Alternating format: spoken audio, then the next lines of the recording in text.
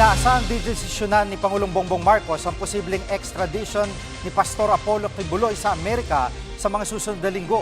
Ayon kay Palace Press Officer Claire Castro, kailangan pang pag-aralang mabuti ng pamahalaan ng hiling na extradition ng US government. Nais ng Amerika na malitis ang pastor sa kanilang bansa sa mga kaso nito tulad ng child sex trafficking, fraud at bulk cash smuggling. Sabi ni Jose Castro, may dalawang opsyon ng Pilipinas base sa extradition treaty. Either manatili dito si Pastor Kibuloy habang dinidinig ang kaso dito sa Pilipinas, pero pwede na temporarily ma-hold, masuspend ang kaso dito at magkaroon ng extradition at maipadala si Pastor Kibuloy sa US.